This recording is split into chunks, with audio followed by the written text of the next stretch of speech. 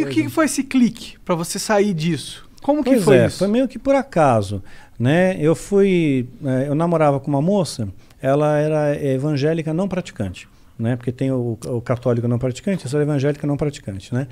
E aí nós somos uma igreja, né? Era a Igreja Batista do Morumbi, isso eu posso falar, né? Na época o pastor era o Ari Veloso, um homem de Deus, um rapaz muito bom ele.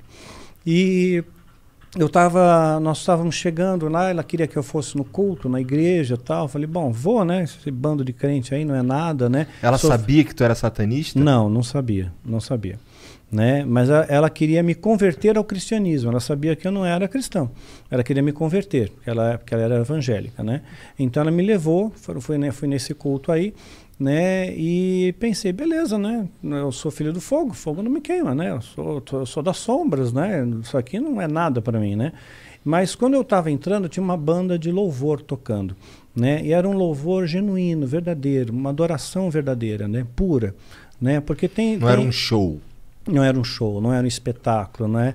Não é como... sabe aqueles louvores mais antigos? Sérgio Pimenta, Guilherme Kerr, né? Nelson Bomilcar, não sei se você conhece. Aí eu já não manjo. Uns bagulho meio harpa cristã? Não, harpa cristã não. Tá. Não, aí é muito bitolado. Tá. Né? Tinha, sim, a bateria, a guitarra e tal. Né? Mas não era um órgão? Não era um órgão. Então era o tal do grupo do Milad, do Nelson. E eles estavam cantando uma música que eu lembro até hoje. A letra é meu, somente meu, todo o trabalho, e o teu trabalho só descansar em mim. Naquele dia, aquela música, aquela canção, aquelas notas musicais me mandaram pro chão. Eu caí. Eu perdi os sentidos ali, somente se eu escutar o som daquela música. Hoje, essa música me mantém em pé. A letra dessa música me mantém em pé, né? Então, caí, perdi os sentidos. De repente, eu abro os olhos assim, tem um cara em cima de mim, urrando no meu ouvido: qual é seu nome? Qual é seu nome? Fala qual é seu nome. Porque as pessoas acham que você tem que saber o nome do demônio para expulsar o demônio, né? Mas não tem isso, né? Todo demônio se sujeita ao nome, que está sobre todo nome, que é o nome de Jesus, né? Então, eu falei meu nome e tudo, e levantei, né? E aquela moça, a família toda ficou toda estarrecida de ver aquilo, né? Falaram que foi uma cena horrível e tudo mais. Eu não vi, né? Mas só as pessoas que... Tu só apagou? Apaguei, né? E não vi o que aconteceu. Aí aquela menina ficou preocupada, falou assim, poxa, eu vou marcar um encontro com ele como pastor, né? Um pastor, nós demos o nome do Brint no livro Filho do Fogo, mas o nome verdadeiro é Luiz Augusto Zitt, né? E um homem de Deus, um pastorzão mesmo, coração puro, então um homem de Deus. Aí peguei, ela marcou encontro com ele. E aí eu peguei e falei, tá, eu vou fazer um feitiço contra ele, vou fazer ele ficar doente. O lance de tu cair na igreja lá, perder o sentido, ter um cara ali falando contigo ali, isso não te desmotivou de forma nenhuma? Não me desmotivou, não. Fiquei indignado com aquilo. Eu queria entender o porquê. Eu perguntei lá no satanismo, para os sumos sacerdotes. Eles falavam que eu não estava pronto para entrar ainda numa igreja. Naquele momento, aquele grupo tinha, digamos, o que a gente pode chamar de unção. Né? Aquele grupo tinha. Então, essa unção, ela realmente repudia. Você não tem poder contra isso, né? Não tem poder contra esse poder. Então, então, todos os feitiços que tu lançava nas lideranças religiosas, os que pegavam era porque os caras eram meio esquisito mesmo. Era meio esquisito. A maioria pegava. 99,9% pegava, né? Então, porque sempre tinha uma coisa por trás, né? Sempre tinha uma coisa de bastidor. Então, então você ter uma vida reta faz muita diferença, né? E aquele grupo de louvor, eles procuravam ter uma vida reta, né? Eles não são perfeitos, eu não sou perfeito, você não é, ninguém é, só Deus é, né? Mas aí você procura, você se esforça, né, em fazer o bem, né, em ser uma pessoa boa. Então, caí com aquelas notas musicais e marcou um encontro com o pastor. Eu peguei e fiz um feitiço contra ele. Fiz sozinho, né? Chamei o Abraxas e tal, né? Falei, vai lá, causa uma doença nele. Tu chamou o Abraxas nesse dia? Chamei o Abraxas, né? Falei, invoquei ele para causar uma doença nele, uma doença que incapacite dele chegar no encontro, sabe? Não importa o que seja, ele pode ter uma dor de cabeça, sabe? Mas ele não pode chegar no encontro, né? E eu fui ao encontro e ele não foi. Eu esperei umas 2 horas, ele não foi embora. Aí no outro dia eu estou na empresa que eu trabalhava, o presidente satanista, né? Tocou o telefone para mim, né? A secretária passou e era a secretária da igreja e falou, olha, o pastor não pôde ir ao encontro, né? Eu pensei comigo, puxa, não veio ao encontro porque se lascou, né? Eu fiz um negócio aqui. Pois é. Aí ela falou assim, não, sabe o que é? O filho dele sofreu um acidente, né? Que fraturou a perna, tal, né? Mas não foi nada grave, tal. Foi uma brincadeira de criança, tal, acidente doméstico. E falei, poxa, mas não era para ser no filho, era para ser nele, né? E, ok, eu fiz alguma coisa errada, né? Porque o ritual é rigoroso, não pode ter erro, né? Então, marquei o segundo encontro, marquei de novo a segunda vez e chamei mais pessoas para me ajudar. Fizemos o pentagrama, cada um na ponta de um pentagrama, então fizemos com 5 dessa vez. 5 então pessoas. O pentagrama é um símbolo satânico. É um símbolo satânico, sim. Pentagrama invertido especialmente, né? Porque vai encaixar dentro dele exatamente a figura do bode, né? E o bode na Bíblia é o bode de Levítico, né? Um era solto, né, no deserto, né? E o outro era sacrificado. Então, o satanismo, eles interpretam que aquele bode que está lá no centro é o que foi solto, é o que te dá liberdade, né? E há 5 pontos, 5 continentes, né? Onde ele tem o poder e tudo mais, ele faz e acontece, né? Então, tem todo um simbolismo em torno disso, né? Aí, peguei, na ponta do pentagrama foi feito o encantamento, né? Inclusive tem encantamentos feitos com a estrela de Davi também, né? Que é o hexagrama, tem encantamento com o hexagrama também. É um triângulo para cima e um triângulo para baixo. Exato. Tem também, dependendo do tipo de ritual, também usa. Mas a estrela de Davi não é um símbolo sagrado, não é? Não tem nada na Bíblia que fala sobre isso. É um símbolo antiquíssimo. Você vai encontrar entre os bizantinos, vai encontrar entre os persas. É antiquíssimo, sabe? É um símbolo esotérico. E a maçonaria, cara? A maçonaria... Não, peraí, que ele tava no feitiço que ele lançou no cara. No pastor, no pastor, é. Então, aí o primeiro deu na criança. O segundo chamei esse pentagrama, em cada ponta do pentagrama, lançamos o feitiço, né? Esse feitiço foi um pouco mais forte, né? Nós fizemos para causar um dano maior, né? Então, assim, um acidente severo com ele. Mas nesse feitiço aí ainda invoca alguém? Invoca mais de uma entidade. Invocado 2 entidades. Aí foi o Abraxas. Foi o Abraxas e o Azazel. Azazel. Esse é de qual? Esse daí qual que é o... Porque assim, qual é a pegada dele? Qual que é a pegada do Azazel? O Abraxas domina São Paulo, estado de São Paulo. Sim. E o Azazel? O Azazel é uma entidade que ele é, digamos, um especialista em causar acidentes, danos, estragos, né? Alguma coisa assim. É tipo um GPS satanista. Ó. Primeiro você escolhe a localidade, depois você escolhe um tipo de enfermo. É bem isso. Entendi. Então, o que acontece? Aí essas 2 entidades foram invocadas para lançar um feitiço. Lançamos o feitiço. Fui no encontro com o pastor. Passou 1 hora, passou 2 horas, o pastor não foi, fui embora. Pô, lascou, o pastor lascou. Só vou esperar o telefonema, né? No outro dia liga a secretária da igreja para mim de novo. Olha, o pastor não foi ao encontro. Falei, eu sei, né? Então, o que aconteceu? Ele bateu o carro. Olha, foi um acidente violento, né? Deu perda total, acabou com o carro do pastor, né? E eu já pensando, onde é que ele está hospitalizado, né? Porque se eu souber o hospital e tiver satanista infiltrado, né? Porque tem muito tráfico de órgãos, muita coisa no meio aí, nesses bastidores. Caralho! Né? Tem. Pra que os caras querem órgão? Pra vender? Pra vender, fazer ritual. Capitalizar. Também. Capitalizar. Entendi. Capitalizar. Daí agora, mas o pastor não se quebrou. Não, ele saiu inteiro. Porque 1.000 cairão à direita. 10 mil à esquerda, você não vai ser atingido. E ele falou, mas aí o pastor não sofreu um arranhão, glória a Deus, né? Fiquei com tanta raiva daquela secretária, vontade de dizer para ela, me dá seu nome completo, data de nascimento, feitiço é para você agora. Voltando ao pastor, lançou o feitiço. Perda total no carro, o cara tá inteiro. Aí eu peguei e falei, não é possível, né? Aí falei com os sumos sacerdotes. E os sumos sacerdotes falaram, realmente, você é filho do fogo não queima, isso, aquilo, né? Mexeu com todo mundo. Nós vamos fazer um feitiço, vamos acabar com ele. Vamos oferecer 13 vidas pela vida dele. Eita! Caralho! Ou seja, se ele morresse, 13 vidas seriam ceifadas em ritual, né? Para pagar os demônios. Como se escolhe essas vidas? Olha, alguns se voluntariam, outros pais doam seus próprios filhos ou sequestro. A maior parte por sequestro. É o que eu te falei, pessoas desaparecidas. Muita gente desaparecida. Mas aí o cara... E aí? Foi feito o ritual? Né? Aí foi feito o ritual, com sumos sacerdotes, né? Aí esse ritual não posso entrar em detalhes, esse aí é bem mais pesado, né?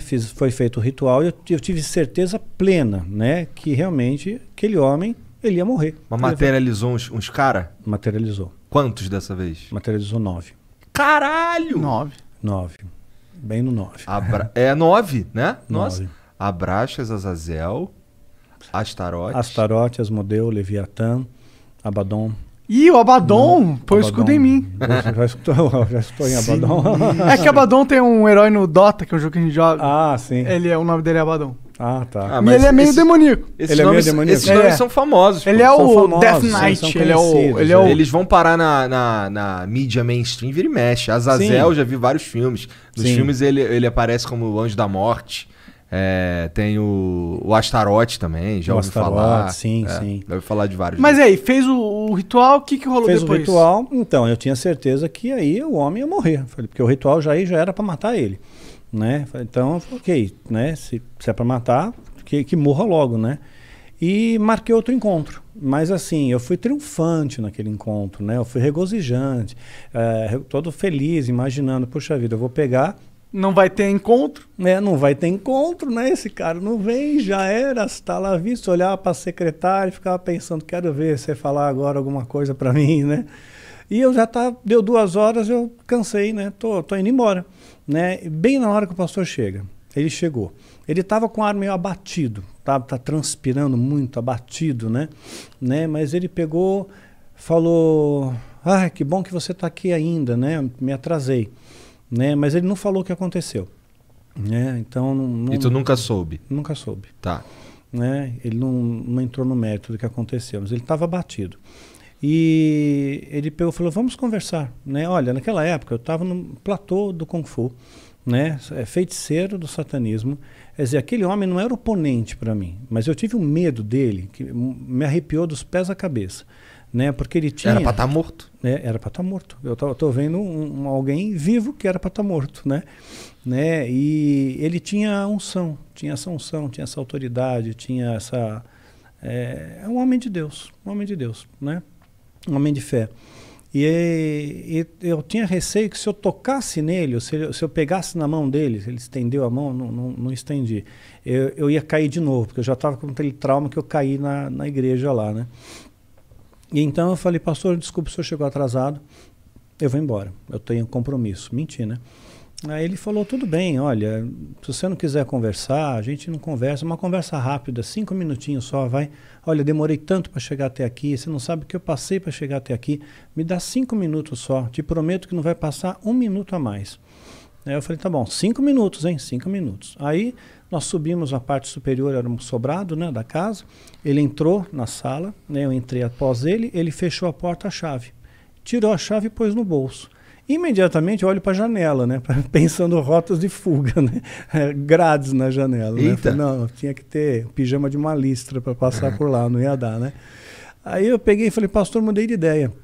Não quero mais falar com o senhor, não. Eu preciso ir embora mesmo, né? Ah, tá bom, você quer ir embora, você não quer falar comigo, tudo bem. Né? Eu só vou orar por você antes de você ir embora, tudo bem?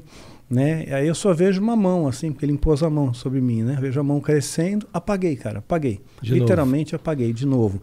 Mas eu tive alguns despertares no meio desse apagão. Então, cada vez que eu tinha minha consciência recobrada, eu via que eu estava no chão, eu estava todo estourado, sabe? Estava com hematoma, machucado, roupa rasgada, arranhão, né? A sala dele estava toda destruída, cadeira, tudo voando, livro para tudo quanto é lado, não voando para o poltergeist. Mas que assim, bagunçado. Você se mexeu muito. Eu me mexi, exato. E ele estava calmo, ele estava sereno, né? Falando baixinho, né? Falando, Deus, né? Visita essa vida com teu amor, visita essa vida com teu amor. Eu nunca vou esquecer dessas palavras, né? E de repente, aí apagava, voltava. Chegou uma hora que eu voltei, né? E ele me ajudou a levantar, né? Me pôs na cadeira, né? E falou, tá vendo isso aqui? Falei, tô vendo. Isso aqui nunca mais vai fazer parte da sua vida, né? Porque agora você é uma nova criatura, né? Agora você é de Jesus. Você quer Jesus na sua vida, né? Você quer aceitar Deus na sua vida, né? E eu peguei e pensei, puxa vida, né? Eu acreditava que o diabo era tão poderoso, né? E esse homem, ele nem encostou em mim e me derrubou e fez tudo isso, né? E destronou os principados, os demônios mais poderosos contra ele. Então eu falei, eu quero, o Senhor me ajuda, né? Então ele fez aquela coisa de oração, sabe? Repete comigo a oração, tal, fiz. Aí ele me deu um abraço, eu me senti muito acolhido com aquele abraço, mais do que todos os abraços que eu recebi na Irmandade, né? Senti uma paz no meu coração tão incrível, tão indescritível. A Bíblia chama de paz que transcende o entendimento, né? Então senti uma paz, uma serenidade, uma alegria muito grande, né? Que eu nunca tinha sentido na minha vida, né? Então eu saí de lá super feliz, radiante, todo machucado com o corpo, né? Mas feliz por dentro, né? A vontade que eu tinha de pegar um cachorro da rua, bem vira-lata, sabe? Dar um beijo na boca dele, falar, cachorro, Jesus te ama também. Né? Né? Aí cheguei em casa, ligaram para mim, teve 2 sacerdotes do satanismo que me incomodaram muito. Eu só não enlouqueceu, eu e minha esposa, porque realmente Deus não permitiu. Tu já estava casado nessa fase? Não, né, nessa fase aqui eu namorava. Tá. Né? Namorava com uma outra moça, tá. Na hora conhecia essa daí, veio posterior. Tá. Né? Esses sacerdotes começaram, desde aquela época, desde a minha conversão, eu tinha quase 26 anos, eu tinha 25 anos e 8 meses, né, quando me converti. Então, eu conheci a minha esposa com 27. Né? Então, levou Na igreja? Conheci na igreja. Tá. Né? Então, eu não era muito de frequentar a igreja, né? Mas ela estava fazendo um grupo de teatro, né? E precisava de alguém que praticasse algum tipo de esporte, né? Para fazer uma cena lá. E como eu já praticava Kung Fu, eu falei, eu posso fazer uma sequência aí. Aí eu entrei, a gente acabou se conhecendo, namoramos, noivamos, casamos. Entendi. Então... Mas você estava falando dos sacerdotes que eles fizeram para encher então, aí eles ligaram para minha casa. Nesse mesmo dia? No mesmo dia. Eu cheguei em casa, passou 1 hora mais ou menos, o telefone tocou, né? E a voz do outro lado era um tal de Taulês, a gente deu o nome de Taulês no livro. E ele pegou e falou para mim, nós avisamos você, satanismo não é para todo mundo, né? Mas uma vez que você entrou, não tem mais volta, não tem mais volta. Amanhã você tem um compromisso conosco, né? E nós vamos buscar você na sua casa. E se você não estiver aí, nós vamos matar a sua família. Caralho! Né? Então, assim, eu não pensei 2 vezes, eu não consegui raciocinar, né? A única coisa que eu pensei, porque eu sabia que ritual que era, né? Aquele ritual era um ritual que eu teria que fazer pela primeira vez, um ritual de sacrifício humano. Então, por quê? Porque tu estava fraco? Não, para subir de degrau, para virar sacerdote. Né? Então estava marcado, estava me preparando para aquilo, entendendo os princípios, conceitos, aprendendo os rituais, aprendendo o uso das ferramentas, né, que são utilizadas, né? E eu conheci a pessoa, conheci a menina de 9 anos. Os pais doaram a filha, né, para ser sacrificada em troca de poder, de glamour, de beleza e tudo mais. Os pais, a filha era nada. A filha não tinha um vínculo. Eu acho isso inimaginável. Eu também. Inimaginável. Eu não consigo entrar isso na minha cabeça. Mas tem gente que faz isso. Tem pai que estupra o filho. Né? Né? Então, quer dizer, é inacreditável. A maldade existe, né? Maldade existe. Né? Então... eu conversei com a menina, né? Eu lembro de ter olhado nos olhos dela, conversei com ela. Ela estava no preparo, tem uma espécie de jejum, né? E ela, sem entender o que está acontecendo, porque transforma a vida dela, ela é tratada como uma princesa, né? Então, conversei com ela e aquilo ficou na minha cabeça, né? Então eu falei, não, puxa vida, Deus me livrou bem na véspera de fazer isso. Falei, então é para eu não ir mesmo, né? Eu peguei minha bicicleta, eu morava na Pompeia, pedalei até o Parque de Ibirapuera, onde tem o batalhão do Exército. Aí parei com a bicicleta bem lá em frente, falei, quero ver me pegarem aqui em frente ao Exército, né? Tô protegido, né? Mas aí foi caindo a noite, né? E eu fui vendo as estrelas, tal. Passei a noite lá, no gramado, né? Daí sentado. E eu fiz a minha primeira... Sopra essa porra pra lá, cara. Não, soprar pra lá. Pra não jogar fumaça nele. Tá. É vapor. Não, tá, é vapor d'água, tranquilo. Aí o que aconteceu? Eu comecei a ver cada uma daquelas estrelas e comecei a pensar, puxa vida, Deus fez cada uma dessas estrelas, né?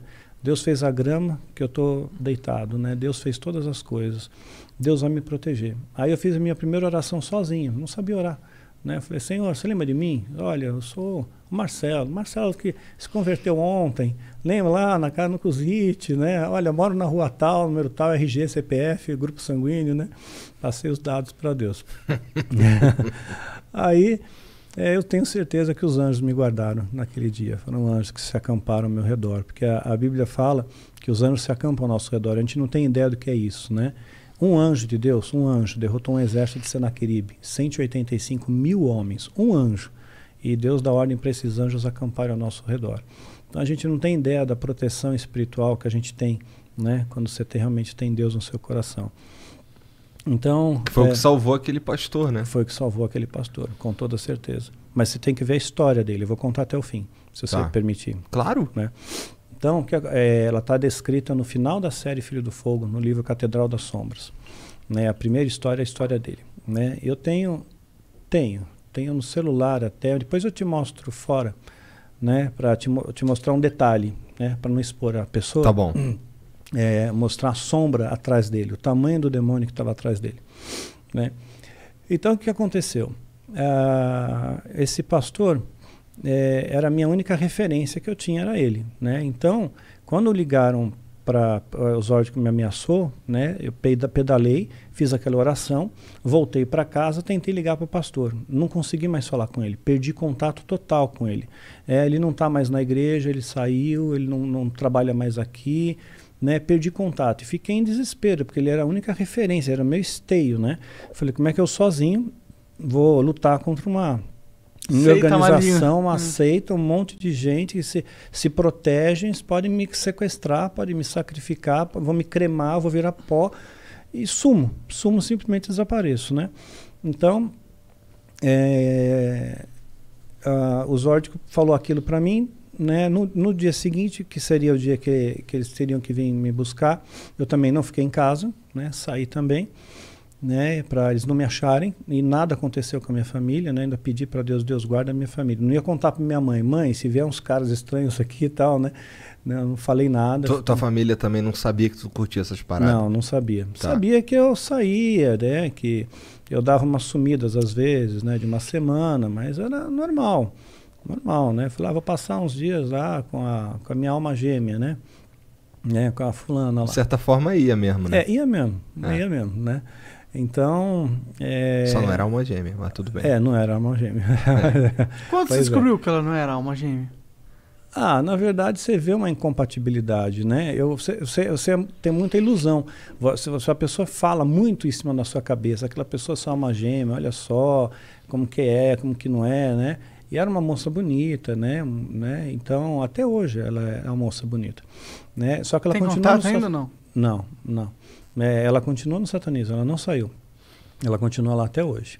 Né? E aí, minha esposa nunca permitiu que eu evangelizasse. Né?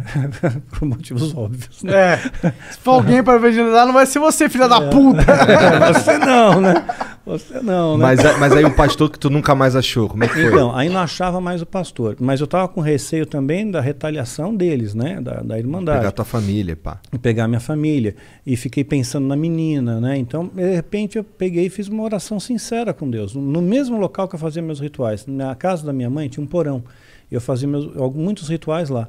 Então lá eu peguei todas as coisas minhas e rituais, tudo que eu tinha, livro, anotações, né, as parafernálias lá, né, pus fogo em tudo, destruí tudo, me desfiz de tudo. O livro que tu destruiu era um livro de feitiço? Era um livro de feitiço, mas assim, eu copiei, você não pode levar para casa. Tá, era um livro que você escreveu copiando? Copiando, você faz trabalho de copista. Tá. Né, então eu tinha alguns livros, né? Que eu tinha copiado pelo menos partes, não o livro inteiro, mas partes. Então tinha minhas anotações. Então queimei tudo, destruí tudo. É extensa a biblioteca? É extensa, bastante. Qual que é o livro mais assim que você pegou? Caralho, esse livro aqui... deve ser aquele que ele falou, né? Qual mesmo? Não lembro. Eu também não lembro o nome. Tem um dos mais poderosos da alta magia, que eles consideram, é a clavícula maior de Salomão. Sim. A clavícula menor, né, e a chave de Salomão. Você falou que esses não são muito verídicos. Não, esse daí é o que você vê você compra isso.